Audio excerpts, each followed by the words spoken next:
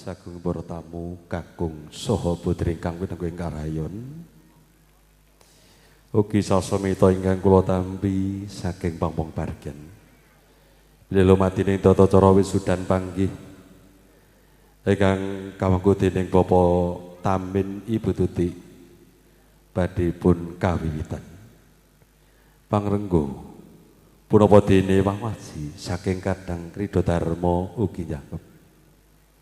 Ugi sasmita kang kula tampi daya kasinggihan.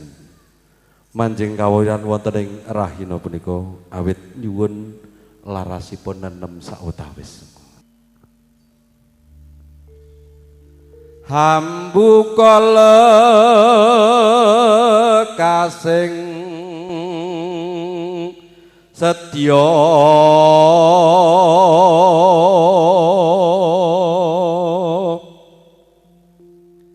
hamiwiti pahargyan kung piniji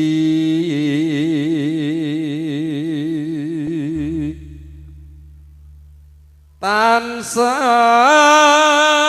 manggih rahayu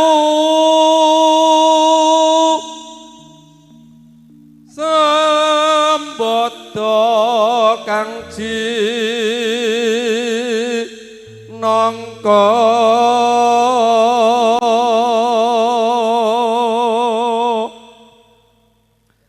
antuk nugraha saking Hyang Maha Agung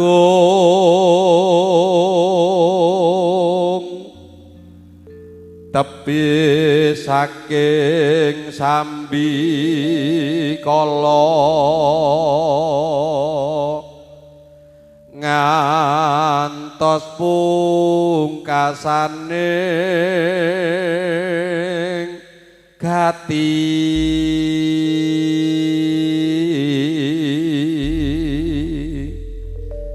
jumbuh kalih kuncara negari ngangkat dasar Pancasila kanthi asesanti kamulyane negari kapiyarsa sumangga dhuwur.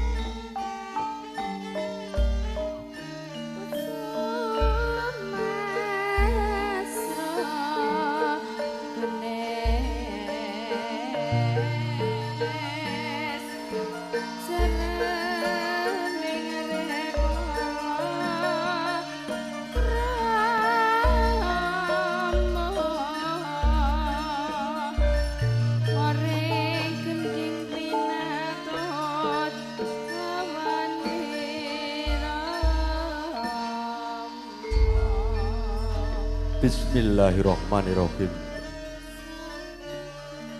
Assalamualaikum warahmatullahi wabarakatuh. Hawit sewilasa saberkah Gusti Kang Purba hamasesa sagunging dumadi. Ingkang sampun hambabar karahayon saha katentreman mugi tansah kapetedhakaken dumateng panjenengan sedaya lan kula. Katur sesepuh pini sepuh hati sepuh ingkang hanggung matuti dumateng pepoyaning kautaman ingkang pantes sinudarsana pangarsa pangembat wasesaning praja ingkang pinangka dados pandang pandoming para kala dasih ingkang sinuba ing pakurmatan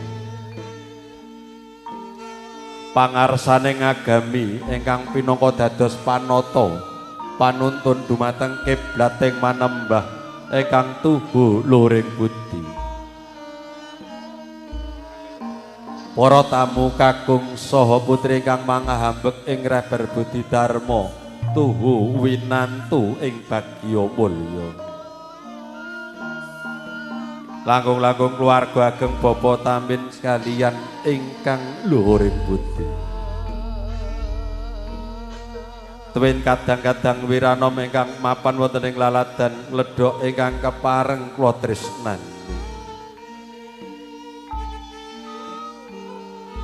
Awit lumintuning puji astawa saking pangasane Gusti kang murbaning ngrat satemah babar daya pangaribawane kang tumanduk pring kawula dasih kacipta.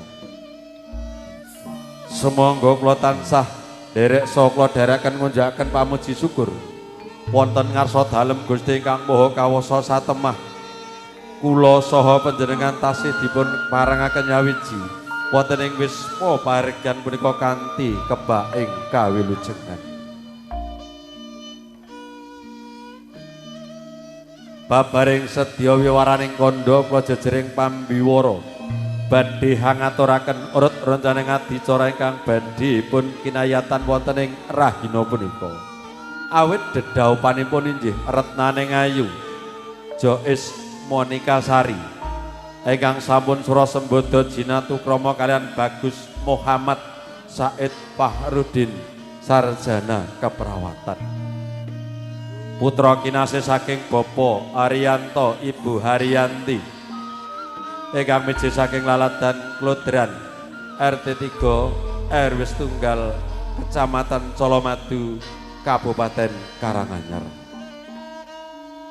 Nuju dinten tumpak manis kathah sinebat Sabtu Legi Wiyang Candra 9 Mei nglenggahi warsa 2026 Masehi wonten ing wisma paregyan pinaka kanthi manjih ing kawilujengan. Lumadining tata cara ingkang sepisanan inggih pamboyong temanten putri saking Tepas Wangi kakanthi manjing wonten ing salebetipun wisma paregyan. Daya kasinggihan wonten Pendapi Agung Bali Winangun sampun dinata kembar mayang ingkang kemban Puspita Adi Kalpataru Dewandaru Jayandaru ingkang pinangka dados syarat sarana dhawuhing temanten sarimbit badhe pun kawraten. Luwih daya-daya kasinggihan pamboyong pinanganten kakung ingkang tasih wonten ing panti pamondokan namung Kidoke kawula kandhek sautawis wonten sungai pun pahargyan kawonten lumadining tata cara lung tinampi atur pasrah saha panampi. Purna lumadining tata cara pasrah panampi kasinggihan kawonten lumadining tata cara wisudan panggih. Kasenggo kawonten lumadining tata cara korobongan jangkep tuwin rawuhipun kadang sutresna besan ingkang badhe mertuwi kang putra nembe kiwala kawisuda. Tuwin kalajengaken kadang-kadang wiranom kang badhe nderek mangayu bagya winastan lepas lajeng. Tuwin kalajeng lumadining tata cara sungkem pangabekti dumateng Rama dalasanipun. Purna lumadining tata cara sungkem pangabekti wonten lumadining tata cara adat nyebar udik-udik. Tuwir manem Brama ingkang rinakit wonten ing Pambagya Harja Yuwana ingkang kugati. Daya kasinggihan santun busana. Tuwin foto pinilih saking keluarga ageng kadang sutrena pisan. Somargan semanten lan mekaten urut-urutan adicara ingkang badhe pun kinayatan wonten ing rahina punika. Kanthi hanya nyadong kamirhanipun Gusti Kang Mahasih, mugi purwa madya usana tansah manggih rancak wilujeng niskala. Mugi boten katalupan kula ngaturaken wilujeng rawuh dumateng panjenengan sedaya. Mugi kaseged cok nanggipun sami lenggahan ngantos paripurnanipun paregyan. Nuwun matur nuwun.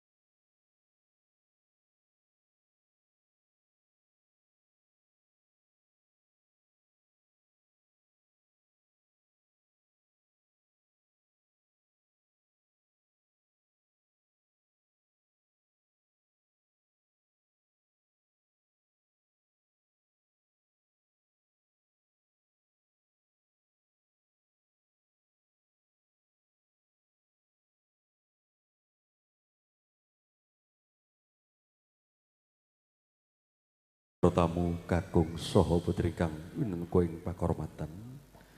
Ugi sasamita ingkang kula tampi saking juru rias juru sumbaga anggenipun hangedi busana kula swadana sampun paripurna. Daya kasihan manjing kawiwaran wonten salebetipun wis mapargan utawi manjing wonten mayang arum. Sinten ingkang pinangka hanganti temanten putri nun inggih katur ingkang benekten Rama dalasan ibu. Katur Bapa Tamin dalasan Ibu Tuti kamurih nganti temanten putri saking tepas wangi kakanthi manjing wonten salebetipun mayang arum. Daya kasinggihan jengkaring temanten kadya sekar ingkang manca warna candrane sumangga nuwun.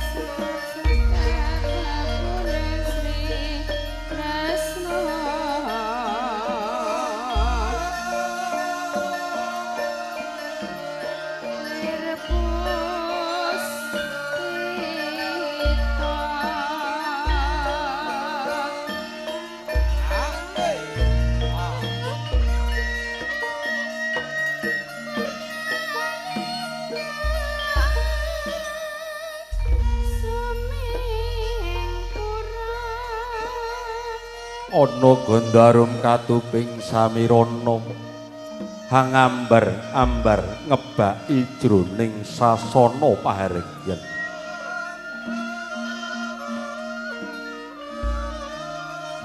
Nulya kawistarana teja hangeng wong mawa praba tejane wanudya kang sulistya ingkang mawar.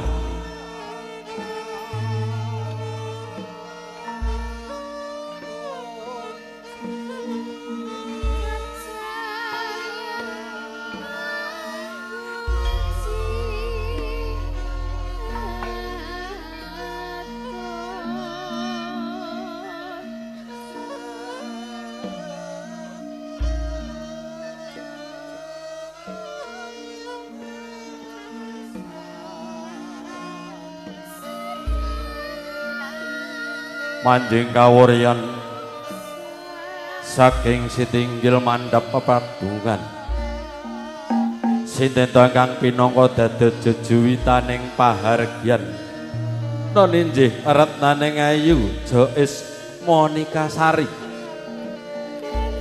atmaja saking Bapa Tamin Ibu Tuti daya-daya lumadi lumampah kanthi kebak ing pangati-ati tan kendhat ing pamuji mugi pikantuk wahyuning palakrami.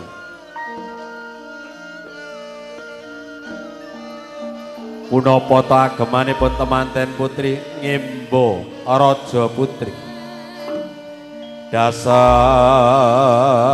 ulasipun temeng sinulam menang kencana tinaretes memanik pating galebyar pating calorot lamun kasorot pandang kurunging rinengga. Daya kasinggihan dening napa lan ibu ingkang pinangka drangati. Ganyul mati lumampah kanthi kebak ing pangarah-arah mugi pikantuk berkah saking Paha Mirah. Ganyul mati kilalungan sekar melatri ingkang tasih mingkup ngebaki tarup mawi sampun mekar ngebaki latar candrane kang gondo arum katiyuping samati. Daya badhe kasenggar wonten ing samadyaning mayang arum nun inggih retnaning ayu Jois Monika Sari dasar bijesa Ngimba kang pinilih ongyang kang tinuju lenggahaken wonten ing embaning Dapadenta winastan kursi arinengga panyandra kasiget sautawis nenggo suwipun gending nuwun matur nuwun.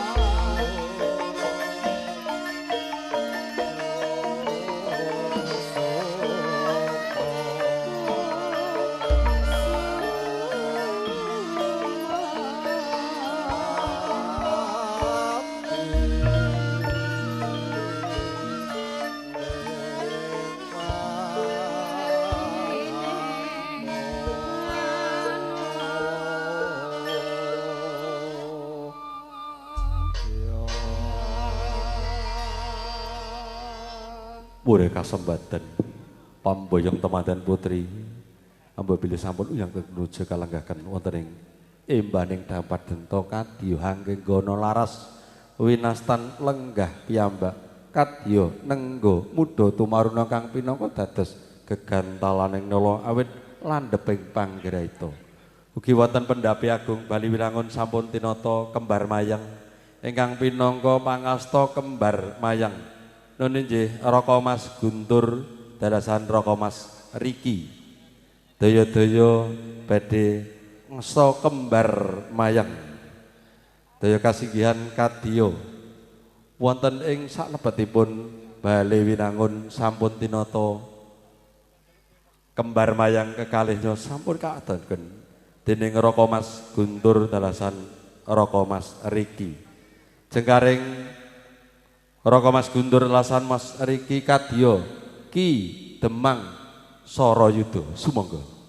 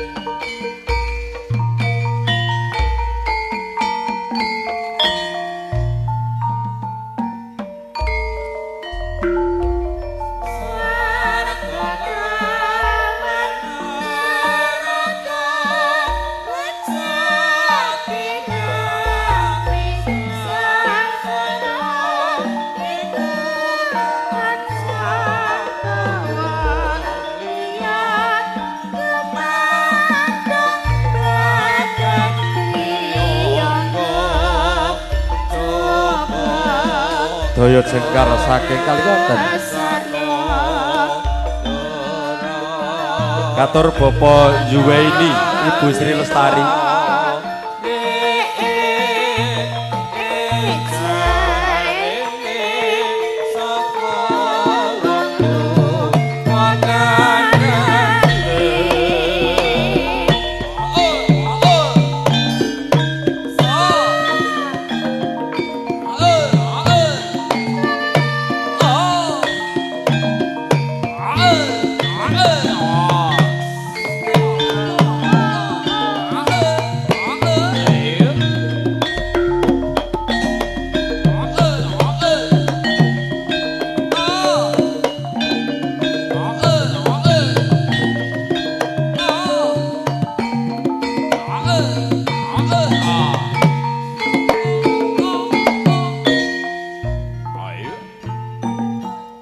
Monggo turun.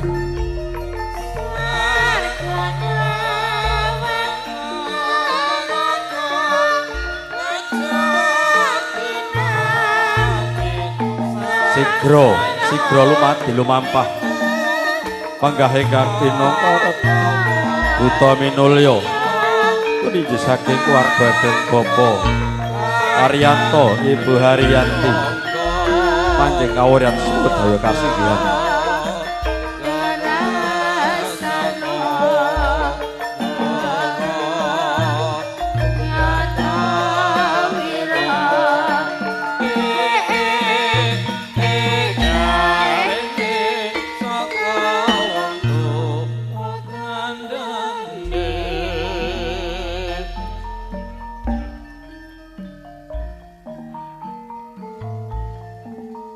menggah lulus Araharjo kalis ing Rubida pamboyong pinanganten kakung sakepanti pamondokan daya ingkang pinangka dados tetumanggane lampah nuninji Bapak Jarot Setyo manjing kawuryan ingkang pinangka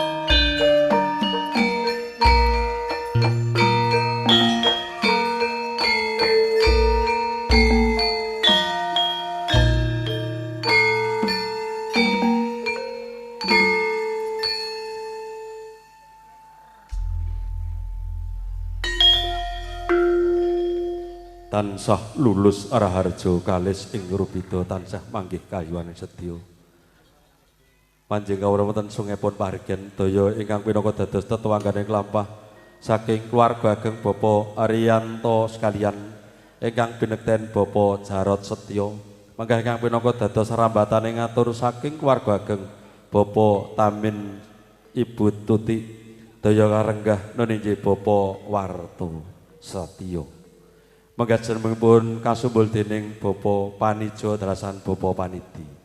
Priya agung kasebut ing ayun ajeng ngambeng wonten sungepun paringgan. Sumangga nuwun matur nuwun.